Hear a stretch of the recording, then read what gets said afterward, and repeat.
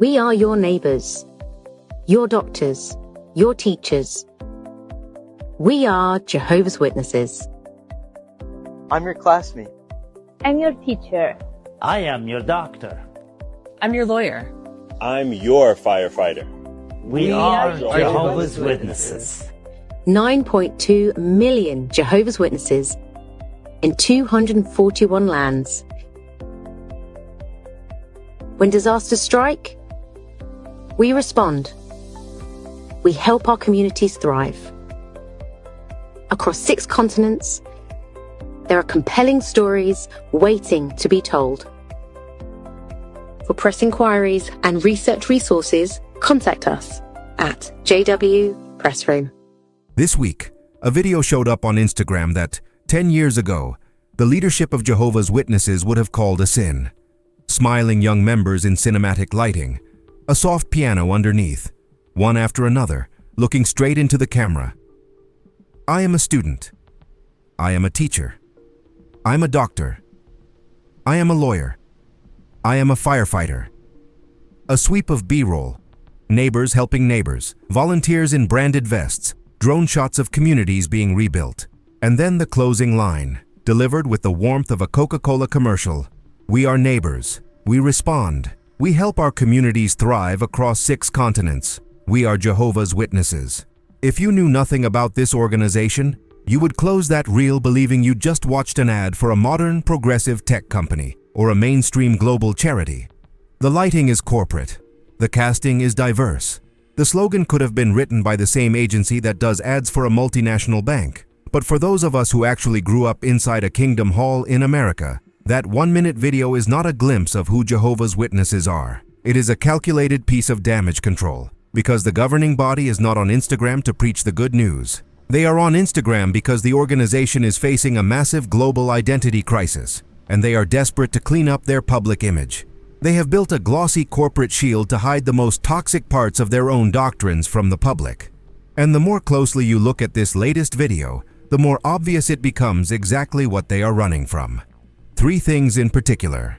Stay with me, because by the time we're done, you'll never look at one of these reels the same way again.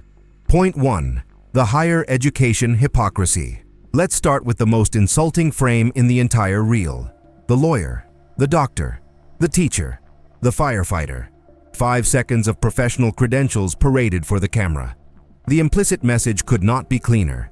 Look how educated we are. Look how successful we are. Look how integrated we are into respectable society. To an outsider scrolling by on a coffee break, it is genuinely beautiful. It is also a slap in the face to every witness who ever lived under that platform.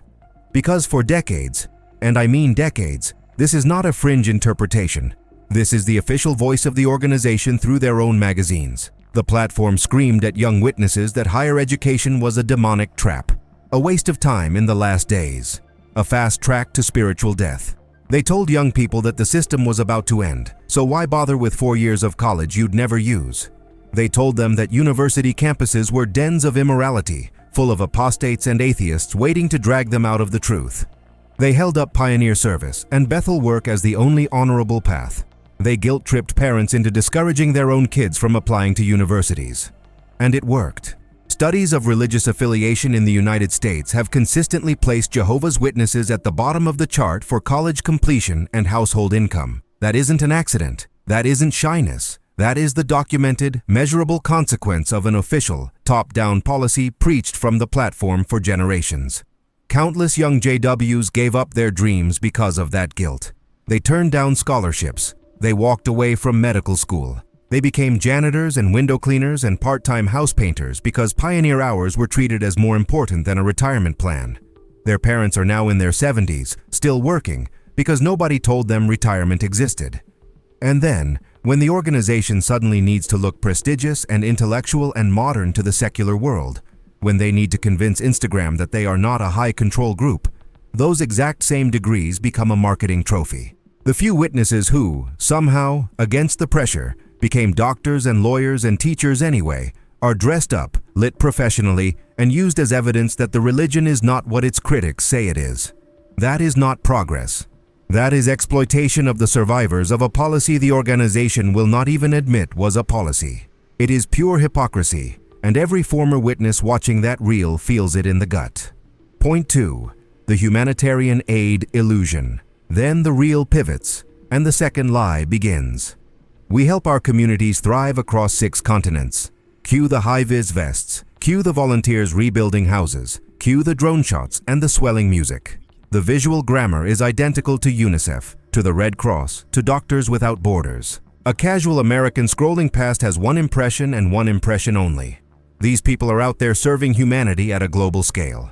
But as ex-members, we know the fine print because we lived it. JW Disaster Relief is almost exclusively a closed loop. They do not set up open soup kitchens for the public. They do not rebuild the home of the worldly neighbor down the street whose roof just blew off. They are not running shelters for strangers. They are not handing out blankets to anyone with their hand out. What they do is rebuild kingdom halls and the homes of their own active publishers, member to member, in-house. The very same language they use internally. Our brothers, our sisters, those related to us in the faith. Tells you exactly who qualifies. And it gets worse when you look at the financial mechanics. Former members and reporting from local press in disaster zones have repeatedly described the same pattern. A witness's home gets damaged. Volunteer labor from other witnesses shows up at no cost. Donated materials get used. The work is rebuilt for nearly nothing. And then that same member is strongly encouraged, through intense spiritual pressure, to sign those insurance checks over to the Watchtower as a donation of gratitude. The volunteer labor cost the organization almost nothing. The materials cost almost nothing, and the cash from the insurance company flows straight up into headquarters. That is not philanthropy. That is a closed financial circuit with a humanitarian filter slapped on the front for the camera. So what you're really watching when you watch those 6-continent disaster relief montages is not a global aid organization. You are watching a highly insular, internal maintenance program, a system designed to keep the membership and the property intact, packaged for outsiders as if it were the Red Cross. The branding is borrowed. The reality is closed. Point 3. The real trigger. So Good why evening. now? Why, Tonight, after we a century of telling the membership that the internet was Satan's playground and that worldly social media was spiritually dangerous, would the governing body suddenly hire production teams, social media strategists, and a corporate communications office? This is the real kicker, the one the average American scrolling by will never see. The organization is in trouble, not the spiritual kind, the legal and reputational kind. Around the world, governments and courts and watchdog agencies are finally starting to hold them accountable for their institutionalized shunning policy and for their long documented record of child safeguarding failures. The era of pretending these things happen in private, behind closed Kingdom Hall doors, is ending, and the leadership knows it. That is the only context in which the last 2 years of so-called doctrinal updates actually make sense. Suddenly, brothers can grow beards. A rule that was treated as nearly sacred for decades. Suddenly, sisters can wear pants to the meeting. Suddenly, the word disfellowshipping gets quietly retired and replaced with the softer sounding removed from the congregation. Suddenly, members are told they can give a simple greeting to people they were previously commanded to shun completely. None of these changes was framed as a response to outside pressure. All of them were framed as new spiritual light from Jehovah. But they line up with eerie precision against the exact legal definitions of coercion and human rights violations that courts in places like Norway have used to strip them of their government funding. That is not revelation. That is a multinational corporation altering its bylaws to save its bank accounts. And the press room account is the next phase of the same strategy. Look at the bio in the organization's own words. It does not describe itself as a place to share scripture. It does not describe itself as a tool to bring people to the truth. It describes itself openly as a source of news, announcements, and information for government officials, journalists, and researchers. Read that again.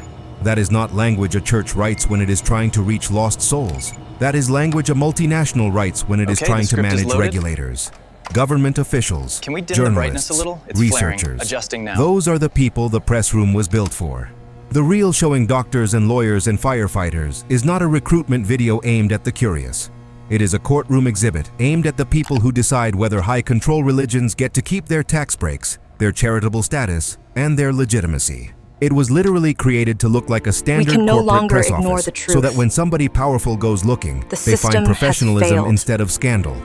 The real is not preaching. We waited for an It is answer, testimony in but they defense of an remained institution that no longer trusts What its you're own about to see reputation to speak suggests for that itself. silence was So when you look intentional. past the high-end editing, past the smiling professionals, past the cinematic music and the soft piano, and the drone shots of helpful neighbors, you are not looking at the spiritual awakening. You are not looking at the religion that has matured. You are not looking at a global aid organization that finally figured out social media. You are looking at a corporate PR campaign desperately trying to survive modern accountability. You are looking at an institution that knows The what is prophet coming Isaiah for it reminds and us is that rushing to true put a peace friendly comes from face on the applying building God's before the word. inspectors Please arrive. turn to chapter They want 48, the verse world to see 18. the badge, the doctor, the lawyer, the teacher, the firefighter, the neighbor. But we still remember the scars. The kids who didn't go to college, the parents who don't have retirement, the friends and family members who were shunned for asking the wrong question, the abuse cases that never got reported, Hello? the decades of being told that the world was about to end, while the people at the top were quietly building a global brand. So tell me in the comments, how did it feel watching them brag about lawyers and doctors and teachers after everything we were told about college? After everything we were told about the world? Did anyone else feel that same anger in the gut when that reel played? Drop it below. Let's bring the I prompter read down every just a single hair. one. We're cutting off the If this first line. hit, you know Okay, what to do. that should clear it like, up. subscribe, share it with someone who still doesn't see it. Wake up and stay free. I'll see you in the next one.